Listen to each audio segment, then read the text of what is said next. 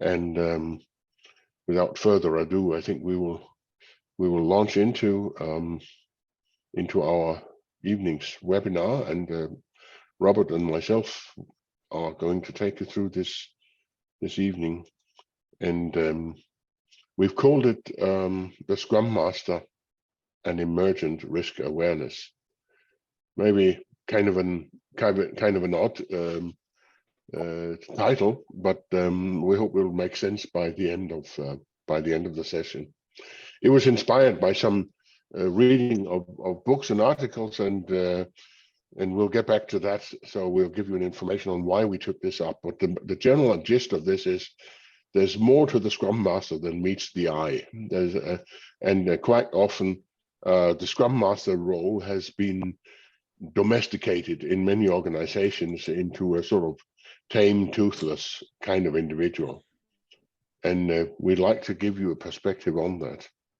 We'd like to do a check-in, as we should do in every good meeting, to just let everybody focus. Here's Stanley McChrystal, retired general. We'll hear more about him a little bit later. But one of the things he did was that he wrote a book, and it was called Team of Teams, which has been a great inspiration for many of us. And that was something about how he had changed the organization during his placement in Iraq starting 2003, almost 20 years ago. But he discovered that he had to just do things completely differently. So he said, efficiency remains important, but the ability to adapt to complexity and continual change has become an imperative. The rules and limitations that once prevented accidents now prevented creativity. And so I'd like you to just think about that for a moment. And so what does that make you think, these two quotes here? And perhaps you would like to go into our little check-in area. I'll put it in. Let's see. Where is that? We'll put it in the chat. A link to you, and if you click that link, you will come into a Google slide where you can pick up some. And I'll just bring it over and show it to you here how it looks. Here's the worksheet that we use. So once you think about these quotes, what does that make you think? What should we do? What shouldn't we do? There's a spelling mistake. It shouldn't say estimation, it should risk handling. So so what would you pick one of those and express your thoughts? We are collecting a backlog here. We hope to answer some of the questions that might come up here. So think about it for a couple of minutes, and then we'll go back, and please write down if you have some input.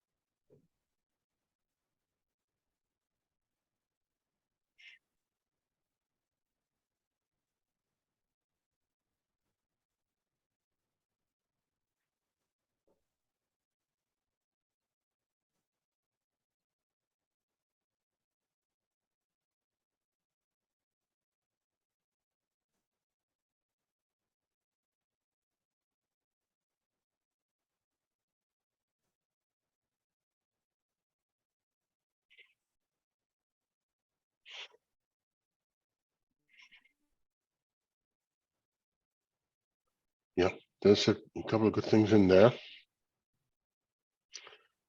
Something about also full attention, which also will cover some of the things we're saying here. Why do we need full attention to all of this? Yeah, you can get paralyzed if you get too much attention to these things. The check-in here is let's consider that done. We focused on it. We thought about it. Let's move to the topics at hand, let's go with the inspiration now. So where did it come from? Why have we taken up this topic this evening here? And again, McChrystal has written a new book, and it's called Risk: A User's Guide.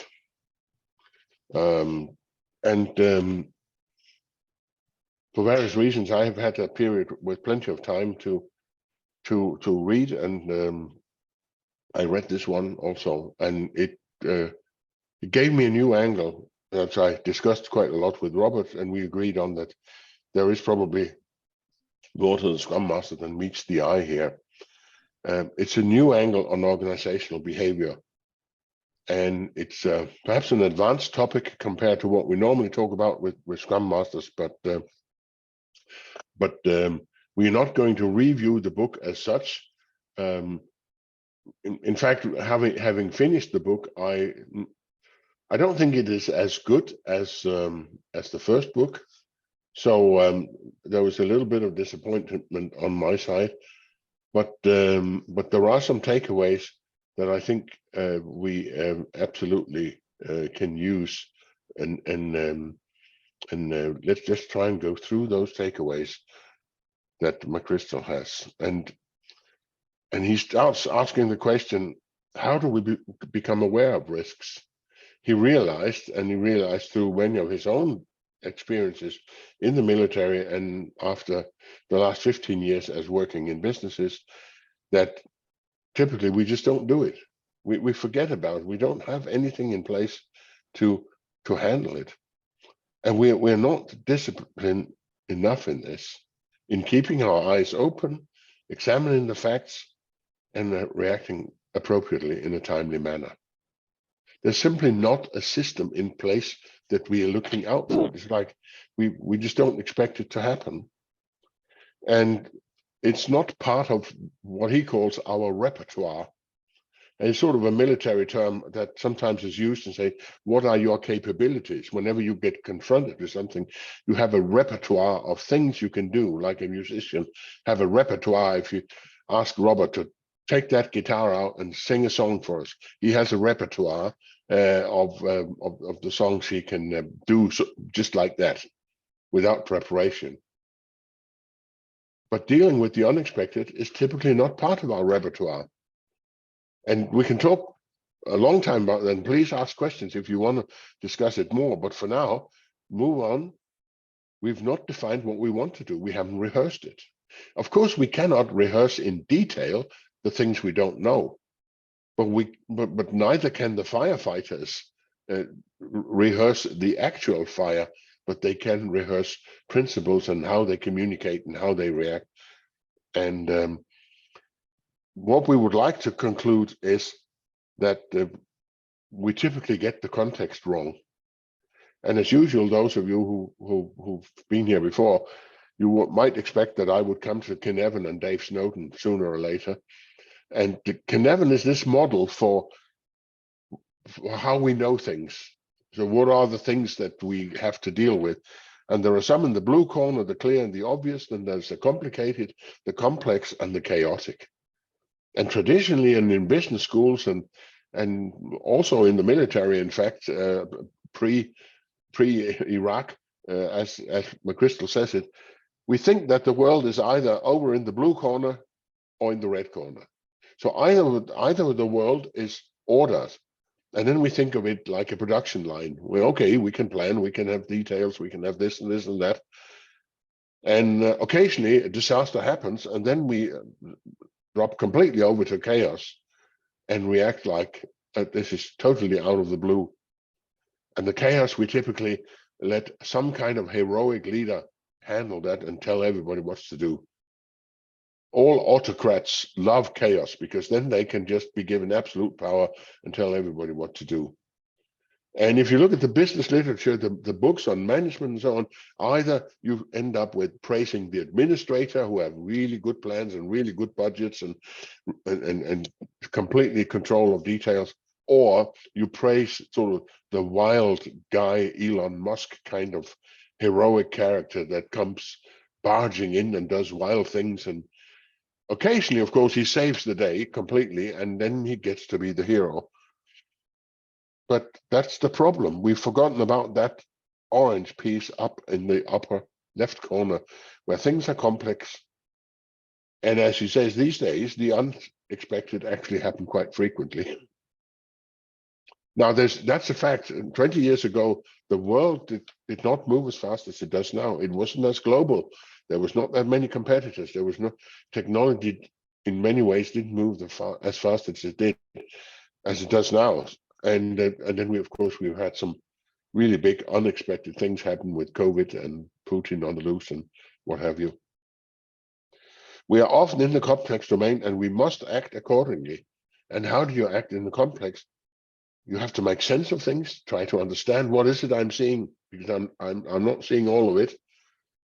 And we must piece things together from fragmented knowledge, experiment, and we must use safe to fail experiments. That means small experiments that doesn't blow all our capacity and budget, but still gives us knowledge about how it works. And that's really what McChrystal says here. We have to institutionalize that in organizations. And he has this drawing here of the various things that he has a chapter for each of these headlines here.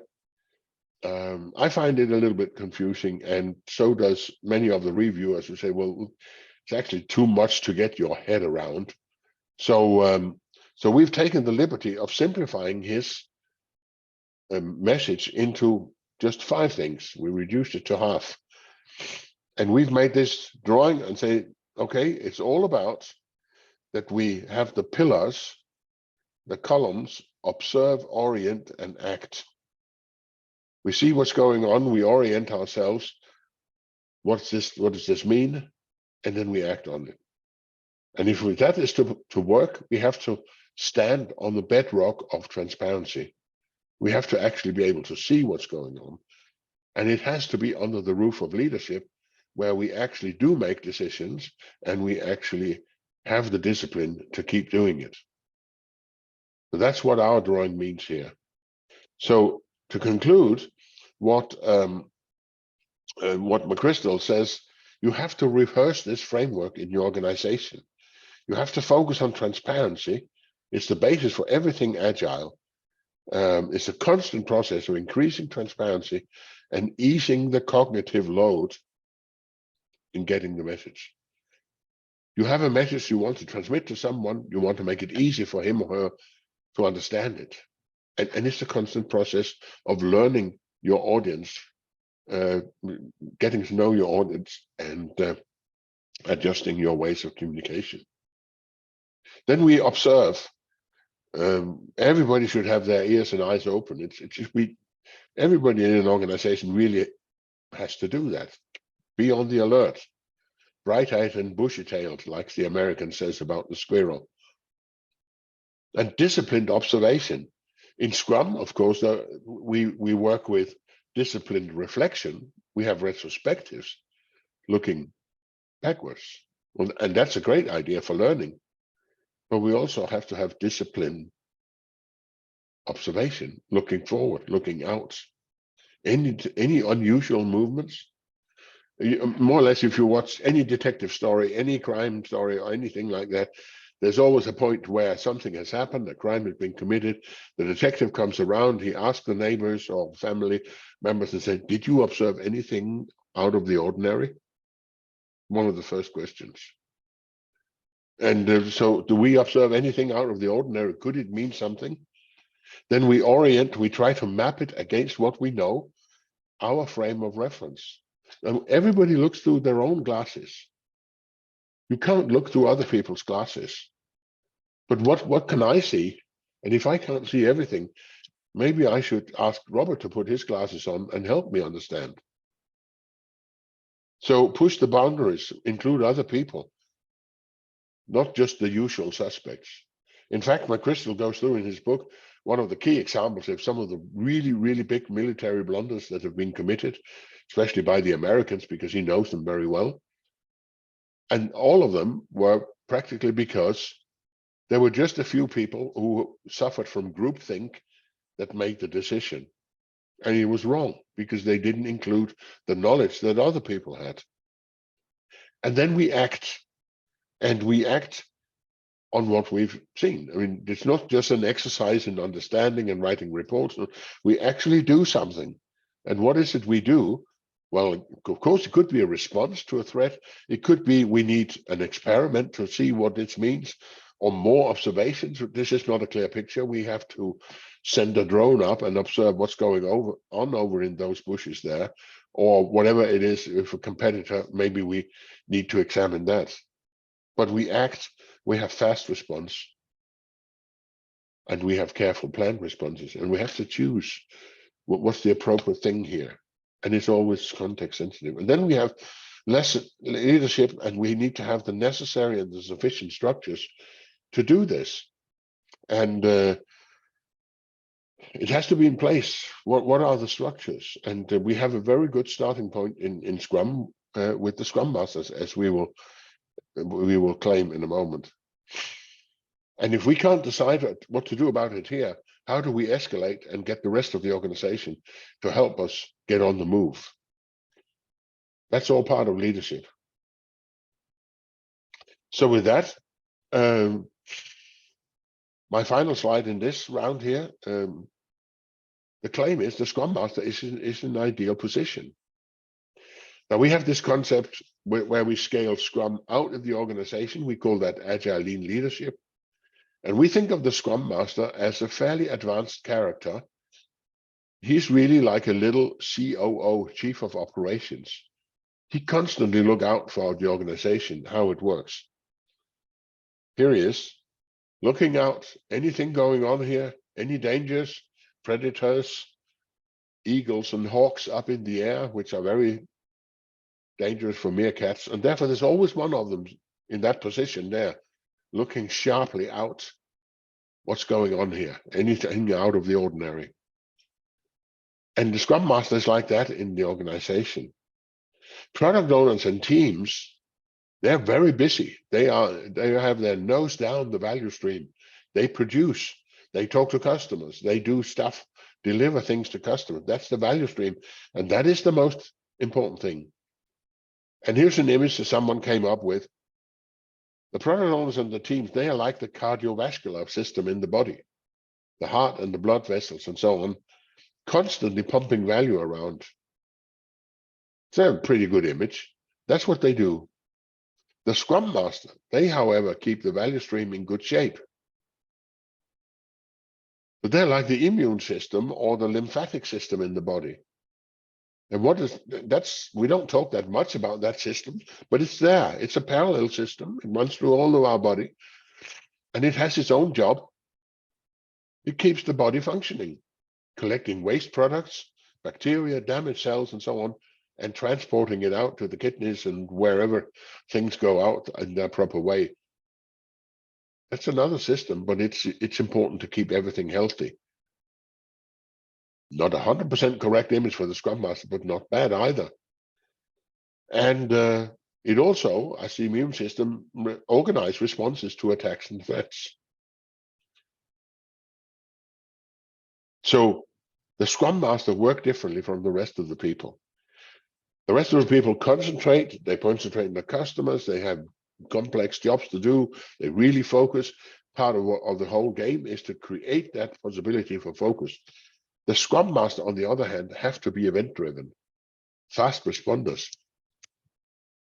As things develop, they should be able to respond fast. And therefore, when you choose somebody for a Scrum Master, don't take a slow-moving administrator put in that role.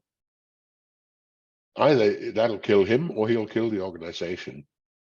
It has to be someone who can live with that way of operating and sort of enjoy it. Keep the value stream working. They're always looking out for emerging threats, risk, opportunities.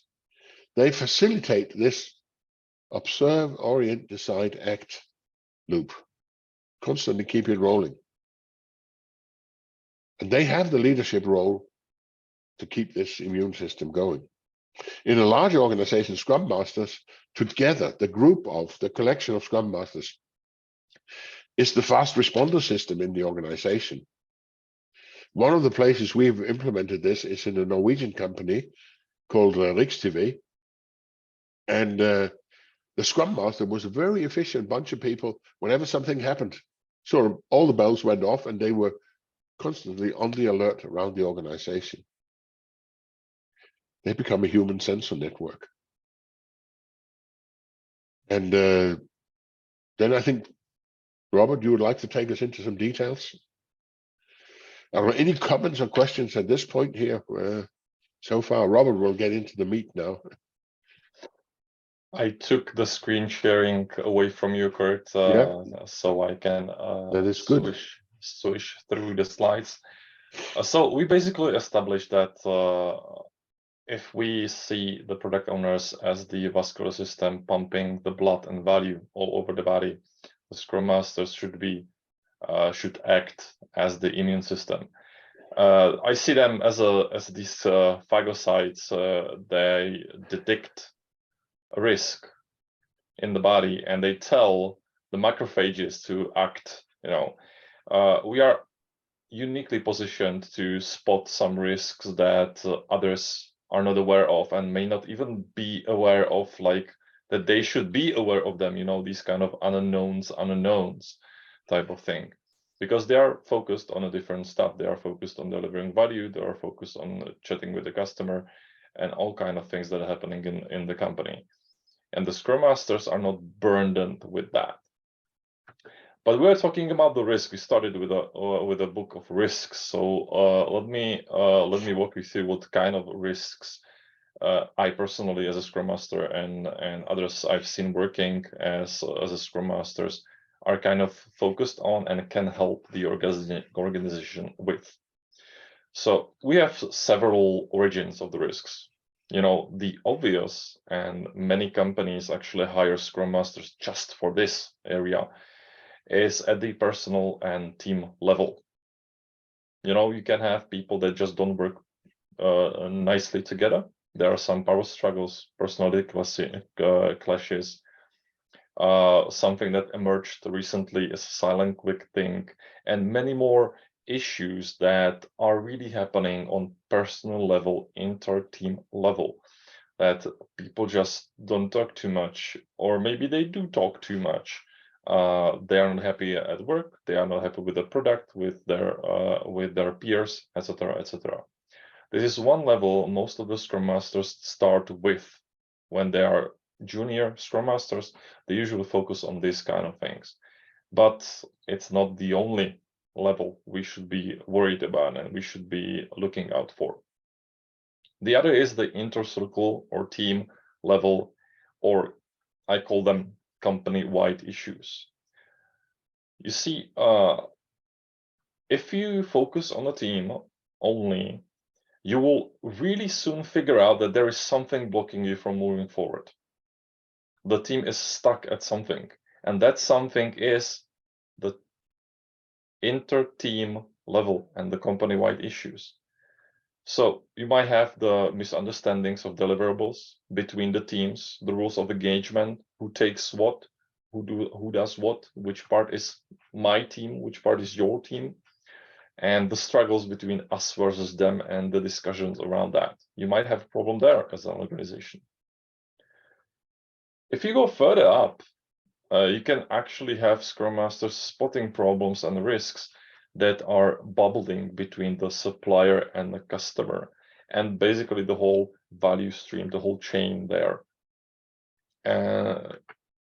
You can have no clear specifications, no clear expectations of what is the deliverable of the company, what the suppliers should do. You don't have the code of conduct and you basically just running by escalations and try to fix things that are on fire. And yes, sometimes you may have one party that just try to cheat you and take an advantage of you. So that's something you should also watch for.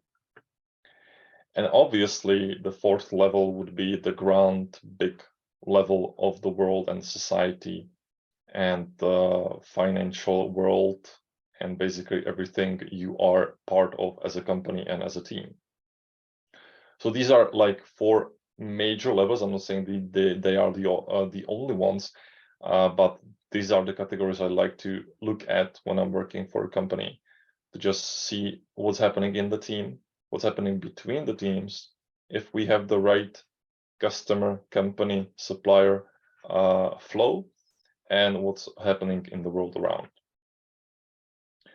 Many times, and I've said it already, many times companies focus only on just the first level, getting the team's work right, being efficient, being effective, and they're missing a lot.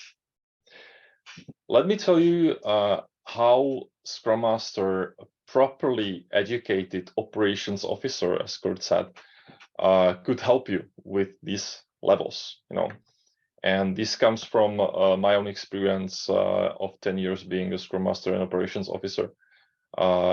So they are not the only ways how Scrum Master can help the organization, but those are the good places to start. And you should definitely think about that when you're in the role of Scrum Master. What can you do? So the risk on the interpersonal and team level. Let me start with that. As a Scrum Master working with the team every day, observing them in stand-ups, in other ceremonies, meetings, basically how they work, you are uniquely positioned to spot any issues in the team, spot a behavior, changes in the mood. Some team member starts acting weird, he or she is not responding to questions, or maybe talking too much, starting to argue, etc., etc. And you can spot these things very early on if you develop a keen eye to that, and take the conversations, the right conversations at the right moments to mitigate any big risks from probably quiet quitting, team arguments. Let me tell you, I have been in a big team argument when Russians took over Ukraine 8 years ago, the Crimea, and we had a fist fight between Russian and Ukrainian guy in the company.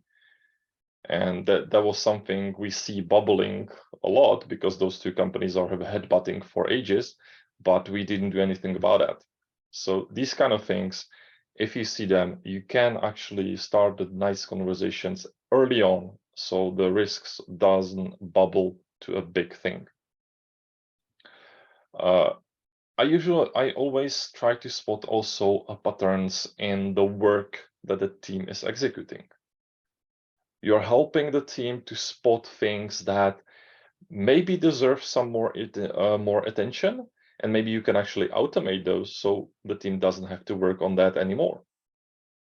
They are hands full, deep dive in their work, so they don't have time and focus to spot these kind of patterns. So you're uniquely positioned to do that for them. You can refocus priorities, because many times people just go like, work comes, I do that, work comes, I do that. And you can help them refocus, tell them priorities, and just say, let's stop here, do some other thing. And obviously, you are there to prevent misunderstandings. I just today had to stop one conversation that happened on Slack that went too wild, just 2 messages, and it was a huge misunderstanding on part of everybody involved, just because it happened on Slack. And if you're close to the team, this is a risk that can actually destroy the team if you don't stop these conversations early on and just move them to a proper place, maybe to retro, maybe once you're in the office again, your choice, depending on the situation. But you can and should prevent misunderstandings as an operations officer and Scrum Master. So those are the interpersonal and team level things. By the way, if you have any questions and want to chime in, feel free. I'm open to that anytime. Let me switch to the inter-team and company level, the team-to-team relationships and company-wide things. What I usually do when I start with a company is to first obviously map the teams and how are they talking to each other and what is the flow in there. But then it's very helpful to starting to set up the rapport between the teams, set the relationship. Because even if you don't know that, even if the teams don't know they have a relationship and a rapport, they have it. But it's somewhere in the cloud, fluffy-duffy, not defined, and they don't know what to expect out of each other and how they should work together, if they should work together at all, and what's the other team working on, and what are the people there, can they help us with something? All these kind of questions. So as a Scrum Master, you can get the teams together instead of competing. You can surface their code of conduct, maybe sometimes even write it in a paper. And if you deep dive with both or all the teams involved, you can actually spot similarities in their backlogs and help mitigate duplications and working over each other's shoulders, as the Czechs used to say. So this is something that helps organization tremendously once you connect teams and get them in the mood that they are working together rather than competing. The other thing is coaching the leaders on organizational design. This is a topic that surfaced with the topic of scaling agility. Once you go with scaling Scrum and Agile leadership or any other framework of your choice, you have to talk organizational design. You have to start talking how the communications are set, how the information is flowing through the company, and basically how your organization is designed to work. So what we do as Scrum Masters is to get in touch with leaders on all levels and open up this topic. Like, would you like to have the teams working on one project or split it into different projects or products? Would you like to scale up, down, out? What's the reporting line? Who's working where? What's the responsibilities of different teams? Do we break silos, or can we actually break silos we have right now, or do we have to keep, I don't know, legal separately or something like that? For banks, this is a topic.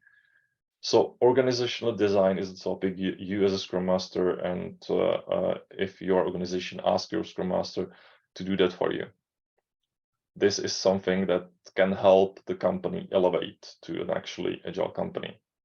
Because what the Scrum Master on the Scrum and inter-team company level can do is guarding the overall agility, spotting and mitigating anti-patterns. There is actually a book on Scrum patterns written by James Coplin.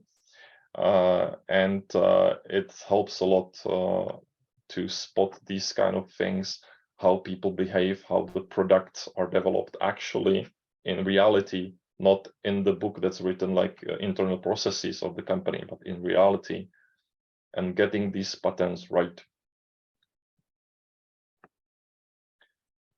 I know I'm talking fast, sorry for that. Still, if you have any question, just shout out. There is another level I was talking about.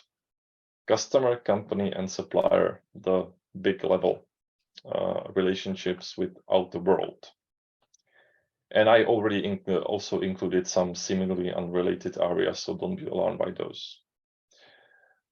One of the topics that's really hot right now in Scrum Master circles is the contracts, agile contracts. There is actually a terminus technicus, agile contracts. And we found out through like, if you start the team to be agile and they want to do it right, they start doing it right. As I said, they soon will hit a first layer of blockers. That's the inter-team relationships, the company structure, the company design, organizational structure. And once they get that right, they might hit another layer of blockers, and that's the contracts with your customer and with your suppliers. there is a huge topic around agile contracts. I've even seen agile lawyers focusing on those kind of contracts that can help you setting these things right. Because if you have a contract that requires waterfall, oh, thank you, Balas, for that. If you have a contract that requires waterfall approach, you basically cannot move, and you will not reap the benefits of Scrum or Kanban or whatever you choose. So you need to set the contracts and the customer collaboration on the right level. What we do is try to get the customer on board. Like, this is the way we like to work. It's beneficial for you. It's beneficial for us. It's beneficial for everybody involved. It's different. You might not seen that before. And once you get to the conversation with your customers and with your suppliers, first, they will hate it. They will hate the thought of like being kind of in a wake area of like every single week we will review and we will see if we are working on the good stuff and we are making the good product for you. But once they live it, once they survive first, I don't know, 5 sprints and first few reviews, they start loving it because the results are there. And other rather unseemingly unrelated area is the talent acquisition. The teamwork starts before you join the company. And if you recruit wrong people to the team, you will not get the benefits of teamwork. That's something I discovered the hard way. And now every time I talk hiring, the team needs some more people, we have to start right and hiring right people. We cannot have separate talent acquisition department just hiring people by job descriptions. We have to have teams involved in that process from early on, like as early as possible. Even go that far as asking the team, hey guys, we need help, obviously. Do you know somebody of your friends or whoever that you would refer as a good fit to our team and our product? And having the team actually driving the process and the talent acquisition department as the consultants and helpers of getting all the contacts done, getting all the emails done, and maybe knowing trillions of more people than just the team and recommending few, but the team has to be the driving driver in the driver's seats and steering the wheels of talent acquisition.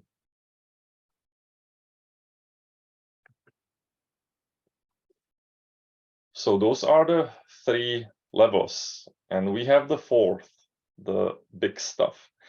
Kurt mentioned by intention the Putin's war there, and it's kind of a touching subject, but I love to mention a few things that Scrum Masters actually can help organization on this kind of a level.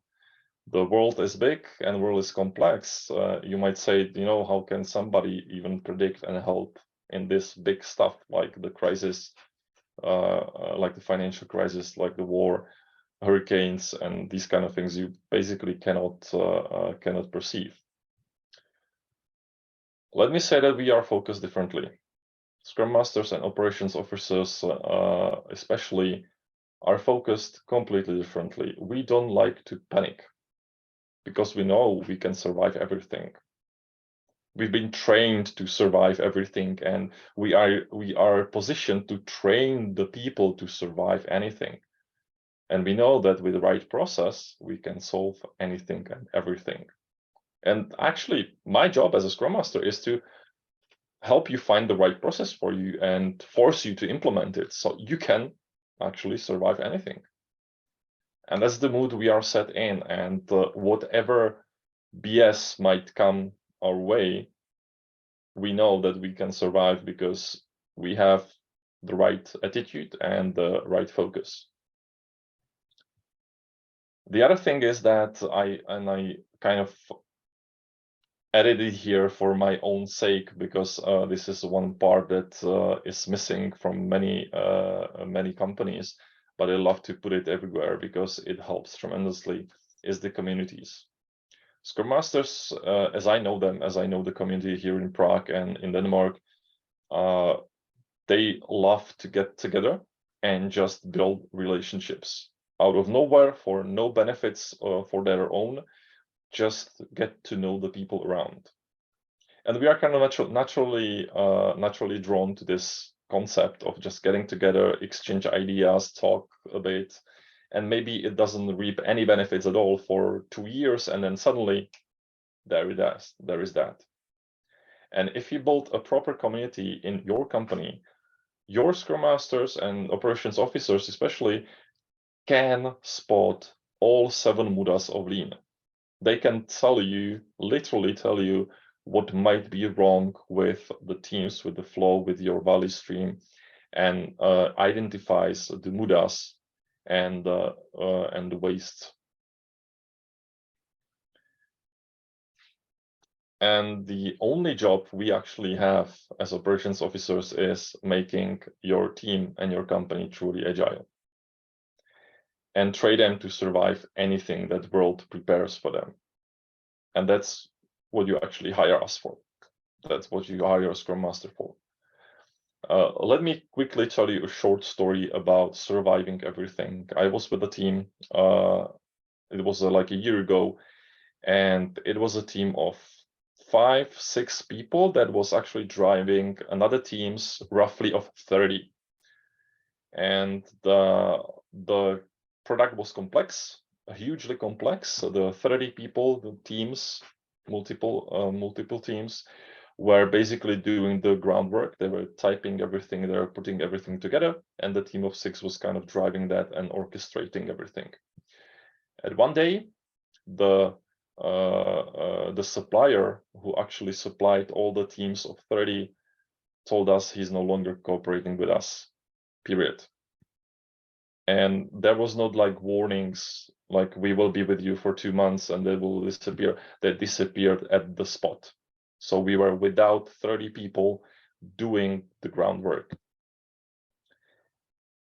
But because the team was actually truly agile, what I call truly agile, they were able to just turn the heads around, turn everything upside down, because they knew the risks. They knew, this stuff is happening and we need to do some priorities first, some others, something will wait, something will not. We have to run to these places in the company so we don't cause more troubles. And we survived and we delivered the product on time without errors, at the same time searching for a new supplier. And that's the true agility there. You don't have to deliver everything. You don't have to have the numbers and headcounts for the big products. You have to have the ability of setting the priorities, following the priorities, and changing them every single possible time, and knowing the important people in the company so you can mitigate the risks as they come, as you see them, and drive your product home even without the means you thought you have at the beginning. And to wrap it up, the Scrum Master as the immune system, the Scrum is like your mother-in-law. It points all your faults. And as the phagocytes sending the macrophages to fight, we are there to tell the company or spot the wrong things, as your mother-in-law would say. That's just a small quote from me. I think we are like 10 minutes to the end. Kurt, do you want to take it back?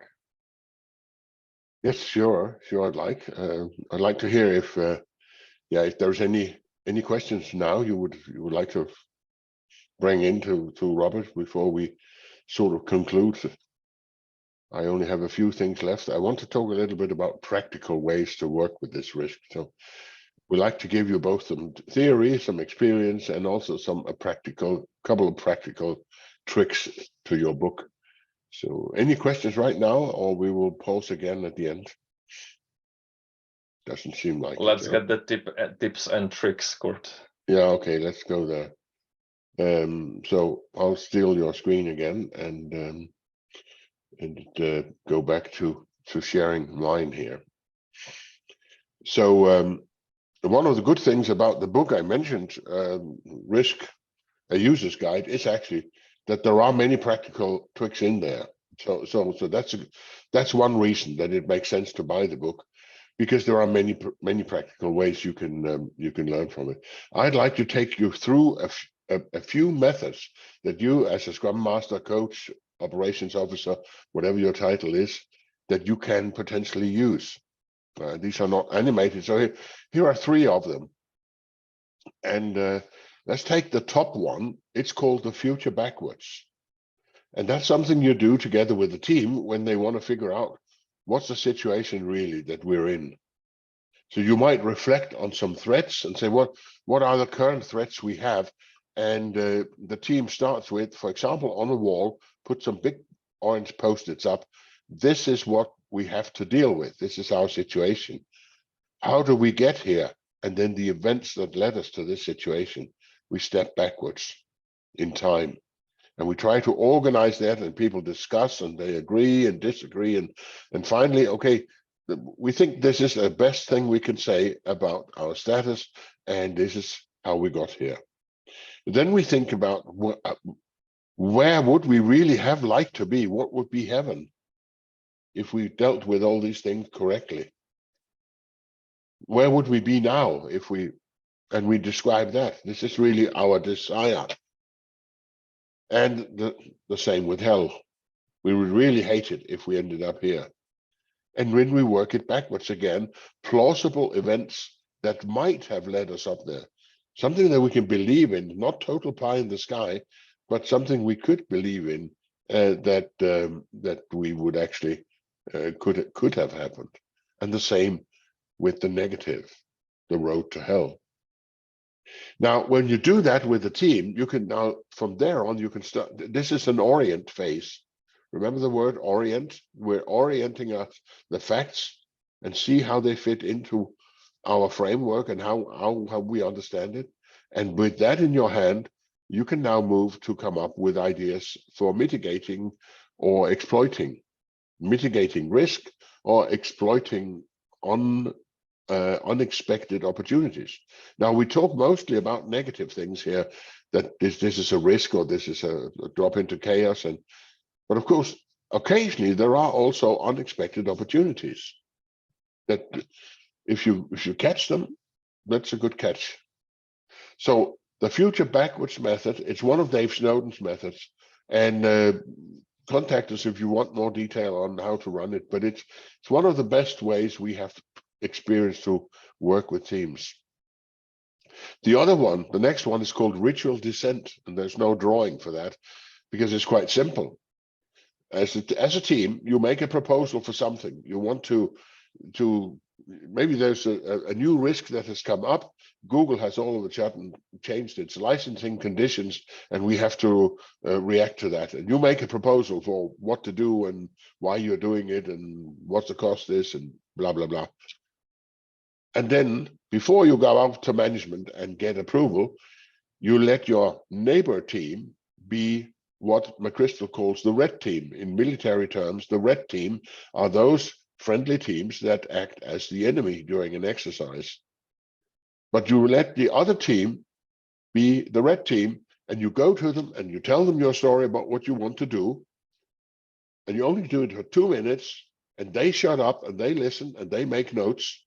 And then they criticize the hell out of it. And that's nasty, but it's very, very effective. And you sort of shrink under the load of the criticism. And then in the end, after 2 minutes, you go back to your team and you debrief them and say, well, they're terrible, these people over there, but they had a couple of good things. Maybe we should work that into the plan. And then the last one is the blackboard pattern. The blackboard pattern is both exists as a physical pattern, as a software pattern. What it means is I as a person or a team, I have an observation. I don't know what to do with it. I don't know how to interpret it. But I put it on the public blackboard and make it visible, and everybody can see it. And if they have something to say, they can now contribute with questions, solutions, answers, interpretations, other observations. Or someone can spawn a new discussion in a new interpretation. Surprisingly simple, surprisingly effective. So the blackboard pattern is worth having with you. And then there's a slide for the last one here, and that comes directly from McChrystal's book, the risk alignment check. So here's a risk. We've identified a certain risk or threat and potential incident that could happen. And to get everybody involved, we ask several teams to estimate what they think about this. The consequence, if it really happens, the likelihood of it happening. And then, of course, we can discuss, why do you think it's so likely that it happened? Why do you think the consequences are so bad, etc.? And you put it in a matrix, put them on the wall, and you get a very graphic and simple display, a good conversation about why is it that team 5 thinks it would be the blue team on the right, would be absolutely devastating if that happens. They think there's about a 50% chance it will happen, and we would just be dead if it happened. Catastrophic. Whereas team 4 thinks that it's negligible. How can they have such different? Okay, room for discussion, room for getting a common understanding and being able to react with a common understanding instead of these completely wild ones. Or maybe sometimes you actually get external people in and help you judge this. And that could be your customers, that could be suppliers, that could be colleagues that you trust. And you try to get them to evaluate this. Or perhaps you invite what Dave Snowden calls naive input. Naive input means you get some qualified people from other domains. They may have similar experiences, but it's not your domain. So they don't know really your business or your whatever. And then perhaps, hey presto, they have a completely different view. And sometimes this is what helps you catch the outliers. Where you have the blind spots, some of the externals might actually see that this is quite likely to happen, and it's quite severe if it happens, and we are unprepared. Today there was an attack on the EU Union with hackers, and of course they can't prove where they came from, but it turns out that people have been saying that for years. We're up in that corner. It will happen. And if it does happen, it's close to catastrophic because they can kill our IT systems. So these are the methods I just wanted to show you. You will get the PDF, and then you can work more with it, of course. And I'll just jump to a conclusion here. That's sort of the last slide of the content here. So the Scrum Master might just be a little bit more than you think. The Scrum Master is not your garden variety project manager. That's the one on the right here.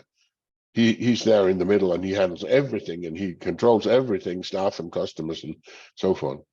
He's not just a conductor of the orchestra, following the hymn book, making sure that people have daily stand-ups and they do this and that time. So there's more to it than that. And he's not, or she's not, a glorified secretary getting coffee and cleaning up after the team. Some teams try to push their Scrum Master into that role.